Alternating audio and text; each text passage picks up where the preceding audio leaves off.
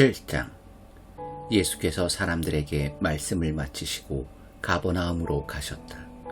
그곳에 있는 어떤 로마군 지휘관의 종이 죽어가고 있었다.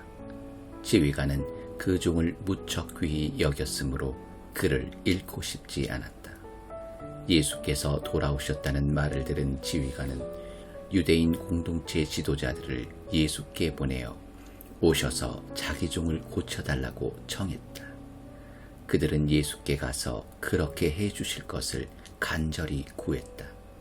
이 사람은 선생님께서 요청을 들어주셔도 좋은 사람입니다. 그는 우리 민족을 사랑하여 우리에게 회당까지 지어주었습니다. 예수께서 그들과 함께 가셨다. 그 집에 도착하려면 아직 한참을 더 가야 하는데 지휘관이 보낸 친구들이 와서 예수께 말을 전했다. 주님, 이렇게 수고하실 것 없습니다. 주님이 아시듯이 저는 그리 선한 사람이 못 됩니다. 주님이 저희 집에 오시면 제가 당황스럽고 제가 주님 앞에 직접 나서기도 그렇습니다.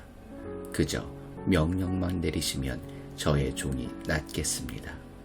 저도 명령을 받기도 하고 내리기도 하는 사람입니다.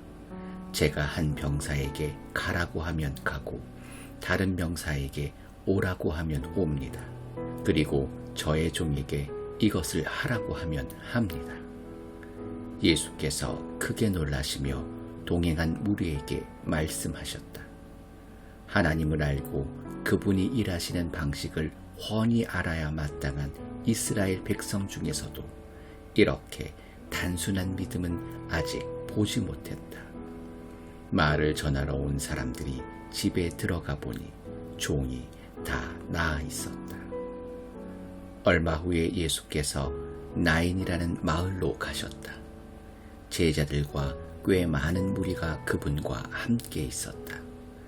그들이 마을 어귀에 다다랐을 때 장래 행렬과 마주쳤다. 한 여자의 외아들을 묻으러 가는 행렬이었다. 죽은 아들의 어머니는 과부였다. 예수께서 그 여자를 보시고 가슴이 미어지셨다. 예수께서 그 여자에게 울지 마라 하고 말씀하셨다. 그러고는 가까이 다가가 관에 손을 대자 관을 메고 가던 사람들이 걸음을 멈췄다. 예수께서 말씀하셨다. 청년아, 내가 네게 말한다. 일어나라. 그러자 죽었던 아들이 일어나 앉아 말을 하기 시작했다. 예수께서 그 아들을 어머니에게 돌려주셨다. 모든 사람들은 자신들이 지금 거룩한 신비의 자리에 있으며 하나님께서 그들 가운데서 일하고 계심을 깨닫고는 조용히 경배했다. 그러고는 떠들썩하게 감사하며 서로 큰 소리로 외쳤다. 하나님이 돌아오셔서 자기 백성의 필요를 돌보아 주신다. 예수의 소문이 온 지역에 두루 퍼졌다. 요한의 제자들이 이 모든 일을 요한에게 알렸다. 요한은 제자 가운데 두 사람을 주님께 보내어 물었다. 우리가 기다려온 분이 선생님이십니까? 아니면 아직도 기다려야 합니까? 두 사람이 예수 앞에 와서 말했다. 세례자 요한이 우리를 선생님께 보내어 우리가 기다려온 분이 선생님이십니까? 아니면 아직도 기다려야 합니까? 하고 물어보라고 했습니다. 예수께서는 몇 시간에 걸쳐 질병과 고통과 악한 귀신으로 시달리는 많은 사람들을 고쳐주시고 눈먼 많은 사람들의 눈을 뜨게 해주셨다. 가서 방금 너희가 보고 들은 것을 요한에게 알려라. 눈먼 사람이 보고 저는 자가 걷고 나병 환자가 깨끗해지고 귀먹은 사람이 듣고 죽은 사람이 살아나며 이 땅에 불쌍한 사람들에게 하나님의 환대와 구원이 베풀어지고 있다. 이것이 너희가 기대하던 것이냐? 그렇다면 너희야말로 복된 줄 알아라. 요한이 보낸 사람들이 떠나자 예수께서 요한에 대해 무리에게 더 말씀하셨다. 그를 보려고 광야로 나갈 때 너희는 무엇을 기대했더냐? 주말을 쉬러 나온 사람이더냐? 아닐 것이다. 그럼 무엇이냐? 멋진 양복을 차려입은 교주더냐? 광야에서는 어림도 없다. 그럼 무엇이냐? 하나님의 메시지를 전하는 사람이냐? 맞다. 하나님의 심부름꾼이다.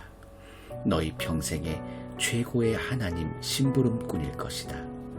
그는 예언자 말라기가 말한 그 심부름꾼이다.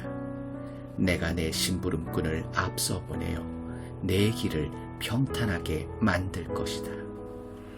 내가 너희에게 최대한 알기 쉽게 설명하겠다. 역사상 어느 누구도 세례자 요한보다 나은 사람은 없다. 그러나 그가 너희에게 준비시킨 천국에서는 가장 낮은 사람이라도 요한보다 앞선다. 요한의 말을 듣고 그에게 세례를 받아 천국에 들어온 평범하고 평판이 좋지 않은 사람들이 가장 분명한 증거다. 바리새인과 종교관리들은 그런 세례를 거들떠보지도 않았고 자기보다 못한 사람들에게 자기 자리를 내줄 마음도 없었다. 이 시대 사람들을 어떻게 설명할 수 있을까? 그들은 우리는 더 놀고 이야기하고 싶은데 엄마 아빠가 늘 피곤하고 바쁘다고 해요 하고 불평을 늘어놓는 아이와 같다.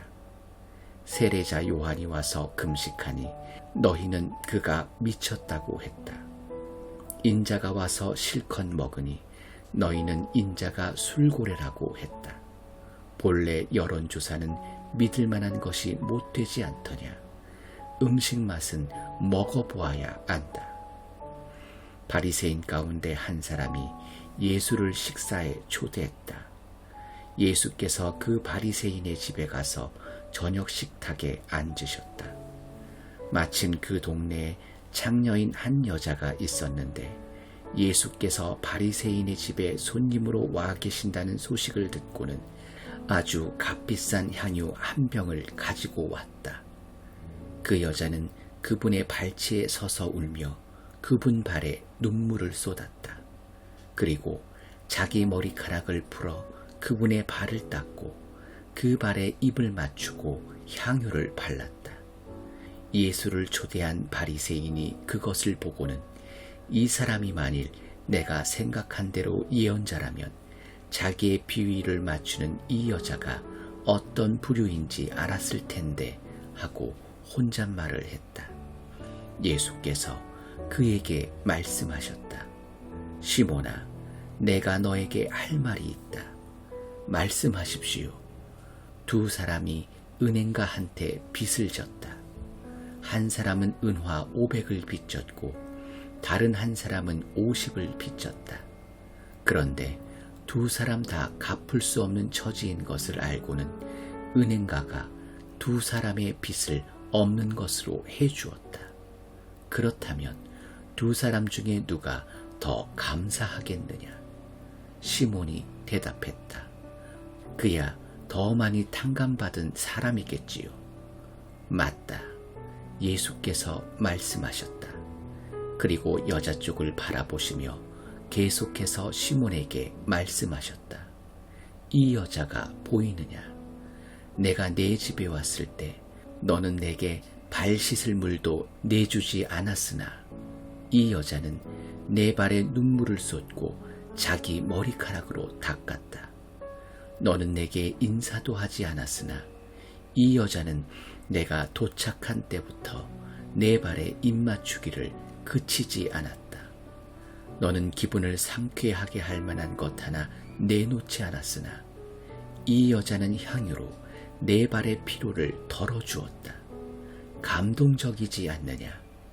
이 여자는 아주 많은 죄를 용서받았다. 그래서 많이 감사한 것이다. 용서가 적으면 감사도 적은 법이다. 그러고 나서 예수께서 여자에게 말씀하셨다. 내가 내 죄를 용서한다. 그러자 식탁에 있던 손님들이 그분이 듣지 않는 데서 말했다. 자기가 누구라고 죄를 용서한단 말인가? 예수께서 그들을 무시하고 여자에게 말씀하셨다. 내 믿음이 너를 구원했다. 평안히 가거라. 8장. 예수께서 계획하신 대로 마을마다 다니시며 하나님 나라를 전파하시고 메시지를 퍼뜨리셨다. 12제자가 그분과 함께 했다. 일행 중에는 여러 악한 귀신의 괴롭힘과 질병에서 나은 여자들도 있었다.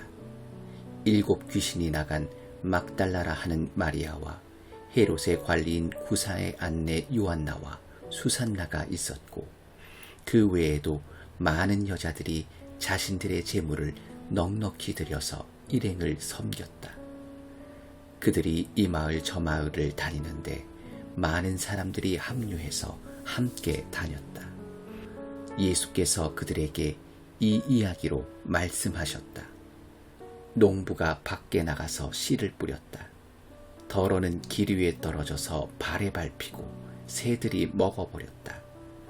다른 씨는 자갈밭에 떨어져서 싹이 났으나 뿌리가 튼튼하지 못해 이내 시들어 버렸다. 다른 씨는 잡초밭에 떨어져서 씨와 함께 잡초가 자라 싹을 짓눌러 버렸다. 다른 씨는 비옥한 땅에 떨어져서 풍작을 이루었다. 너희는 듣고 있느냐? 정말로 듣고 있느냐? 제자들이 물었다. 왜 이 이야기를 말씀해 주셨습니까? 예수께서 말씀하셨다. 너희에게는 하나님 나라를 아는 깨달음이 주어졌다. 너희는 하나님 나라가 어떻게 되어가는지 안다. 다른 사람들에게는 이야기가 필요하다. 그러나 그들 가운데 일부는 이야기를 듣고도 깨닫지 못할 것이다. 그들은 눈을 떴으나 하나도 보지 못하고 귀가 열렸으나 하나도 듣지 못한다. 이 이야기는 그런 사람들 가운데 일부에 관한 것이다. 씨는 하나님의 말씀이다. 길 위에 떨어진 씨는 말씀을 듣지만 듣자마자 마귀가 그 말씀을 낚아채 가서 믿어 구원을 얻지 못하는 사람이다. 자갈밭에 떨어진 씨는 열성적으로 듣지만 그 열성에 깊이가 없는 사람이다. 그 열성은 또 한 번의 유행일 뿐 어려움이 닥치는 순간에 사라져 버린다. 잡초밭에 떨어진 씨는 말씀을 듣지만 세상 사는 일로 내일을 염려하면서 돈 벌고 즐기느라 씨가 자리 잡지 못해 아무 소득이 없는 사람이다. 그러나 좋은 땅에 떨어진 씨는 무슨 일이 있어도 말씀을 붙잡고 견디면서 추수 때까지 변치 않는 선한 마음을 가진 사람이다. 등불을 켜서 통으로 덮어두거나 침대 밑에 두는 사람은 아무도 없다. 오히려 단 위에 올려두어 방에 들어오는 사람들이 앞을 볼 수 있도록 한다. 우리는 비밀을 감추어 두지 않고 오히려 말할 것이다. 숨기지 않고 오히려 모든 것을 밝히 드러낼 것이다. 그러니 너희는 들은 것을 전하지 않는 인색한 사람이 되지 않도록 조심하여라. 베품은 베품을 낳는다. 인색하면 가난해진다. 예수의 어머니와 형제들이 왔으나 무리 때문에 그분께 가까이 갈 수 없었다. 그분께 전갈이 왔다. 선생님의 어머니와 형제들이 선생님을 만나려고 밖에 서 있습니다. 예수께서 대답하셨다. 하나님의 말씀을 듣고 행하는 사람이 나의 어머니요 나의 형제다. 순종이 피보다 진하다. 하루는 예수와 제자들이 배에 올랐다. 예수께서 호수를 건너가자고 말씀하셨고 그들은 떠났다. 항해는 순탄했다. 예수께서는 잠이 드셨다. 그런데 갑자기 호수에 사나운 풍랑이 몰아쳤다. 물이 들이쳐서 배가 뒤집힐 지경이었다. 제자들이 예수를 깨웠다. 주님, 주님, 우리가 빠져 죽겠습니다. 예수께서 일어나셔서 바다에게 잠잠하여라 하시고 파도에게 잔잔하여라 명령하셨다. 그러자 호수가 이전처럼 고요해졌다. 예수께서 제자들에게 말씀하셨다. 왜 나를 신뢰하지 못하느냐? 그들은 너무도 두려워서 어찌할 바를 모른 채 겨우 입을 열었다. 도대체 이분은 누구신가? 이분의 명령에 바람과 파도도 복종하다니. 그들은 배를 타고 갈릴리 바로 맞은편에 있는 거라사 사람들의 지방으로 갔다. 예수께서 무태 내리시자 그 동네 사람 하나가 그분과 마주쳤다. 그는 귀신들에게 피해를 당하며 살아왔는데 오랫동안 옷도 입지 않고 집을 떠나 묘지에서 살았다. 그가 예수를 보더니 소리를 지르고 그분 앞에 엎드려 고함쳤다. 무슨 일로 내게 간섭합니까? 지극히 높으신 하나님의 아들 예수여, 제발 나를 괴롭게 하지 마십시오. 그 사람이 이렇게 말한 것은 예수께서 이미 더러운 귀신에게 그 사람한테서 나오라고 명령하셨기 때문이었다. 귀신이 여러 번 그 사람에게 경련을 일으키게 했기 때문에 사람들이 그를 사슬과 족쇄에 채워 늘 감시했지만 귀신 때문에 미칠 때면 그는 그 결박을 끊어버리곤 했다. 예수께서 그에게 물으셨다. 내 이름이 무엇이냐? 패거리입니다. 내 이름은 패거리입니다. 그가 이렇게 말한 것은 그가 많은 귀신들에게 들렸기 때문이었다. 귀신들은 자기들을 지옥으로 보내지 말아달라고 예수께 애원했다. 마침 근처 언덕에서 큰 돼지떼가 땅을 파헤치며 먹을 것을 찾고 있었다. 귀신들은 자기들을 돼지들 속으로 들어가게 해달라고 예수께 애걸했다. 예수께서 그렇게 하라고 말씀하셨다. 그러나 돼지떼의 형편은 그 사람의 형편보다 더 나빠졌다. 돼지들이 미쳐서 벼랑으로 우르르 몰려가더니 호수에 빠져 죽은 것이다. 돼지를 치던 사람들이 혼비백산하여 도망쳐서 시내와 마을에 그 이야기를 전했다. 사람들이 어찌 된 일인지 보려고 나왔다. 그들이 예수께 다가와서 보니 귀신 들렸던 사내가 단정한 옷차림과 멀쩡한 정신으로 예수의 발 앞에 앉아 있었다. 거룩한 순간이었다. 잠시지만 그들에게 호기심보다 경외심이 앞섰다. 그때 그 일을 처음부터 목격한 사람들이 귀신 들린 사람이 어떻게 구원받았는지 이야기해 주었다. 그 후에 거라사 지방에서 온 많은 사람들이 예수께 그곳을 떠나달라고 요청했다. 그들은 너무 엄청나고 갑작스러운 변화가 두려웠기 때문이다. 예수께서는 다시 배를 타고 떠나셨다. 귀신한테 놓인 사람이 자기도 함께 가게 해달라고 간청했으나 예수께서는 그를 돌려보내며 말씀하셨다. 집으로 가서 하나님께서 내게 행하신 일을 전부 말하여라. 그는 돌아가서 예수께서 자기에게 행하신 모든 일을 온 동네에 전했다. 예수께서 오시자 무리가 그분을 반겼다. 그들 모두가 거기서 예수를 기다리고 있었다. 그때 야이로라는 사람이 예수께 다가왔다. 회당장인 그는 예수의 발 앞에 엎드려 자기 집에 가주시기를 애원했다. 12살 난 그의 외동딸이 죽어가고 있었기 때문이다. 예수께서 밀고 당기는 무리를 해치며 그와 함께 가셨다. 그날 무리 가운데 12년 동안 혈루증으로 고생한 여자가 있었다. 그 여자는 가지고 있던 돈을 의사한테 전부 썼으나 어느 누구도 그녀에게 도움이 되지 못했다. 여자는 뒤에서 슬그머니 다가가 예수의 옷자락을 만졌다. 그 순간에 출혈이 멈추었다. 예수께서 말씀하셨다. 누가 내게 손을 대었느냐? 아무도 나서지 않자 베드로가 말했다. 주님, 수많은 사람들이 우리를 애워싸고 있습니다. 손을 댄 사람이 수십 명은 될 것입니다. 예수께서는 그냥 지나치지 않으셨다. 내게 손을 댄 사람이 있다. 내게서 능력이 빠져나간 것을 내가 안다. 더 이상 숨길 수 없게 된 여자는 떨며 그분 앞에 무릎을 꿇었다.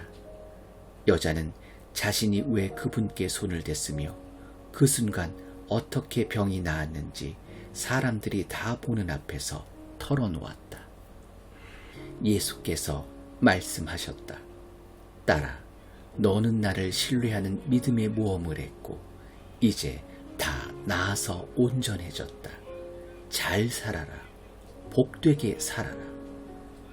예수께서 아직 말씀하시는 중에 회당장의 집에서 사람이 와서 회당장에게 말했다. 따님이 죽었습니다. 이제 선생님을 괴롭게 해드릴 일이 없습니다. 예수께서 그 말을 들으시고 말씀하셨다. 당황하지 마라. 나만 신뢰하여라. 그러면 다 잘 될 것이다. 집으로 들어가며 예수께서는 베드로와 요한과 야고보 그리고 아이의 부모 외에는 아무도 들어오지 못하게 하셨다. 사람들이 모두 아이 때문에 울며 불며 슬퍼하고 있었다. 예수께서 말씀하셨다. 울지 마라. 이 아이는 죽은 것이 아니라 자고 있다. 사람들은 아이가 죽은 것을 알고 있었으므로 그분을 비웃었다. 예수께서 아이의 손을 붙잡고 외치셨다. 내 사랑하는 아이야, 일어나라. 아이는 곧바로 일어나서 다시 숨을 쉬었다. 예수께서 아이에게 먹을 것을 주라고 말씀하셨다. 아이의 부모는 기뻐서 어쩔 줄 몰라 했다. 예수께서는 이 일을 알리지 말라고 그들에게 엄히 명하셨다. 이 방에서 일어난 일은 아무에게도 말하지 마라.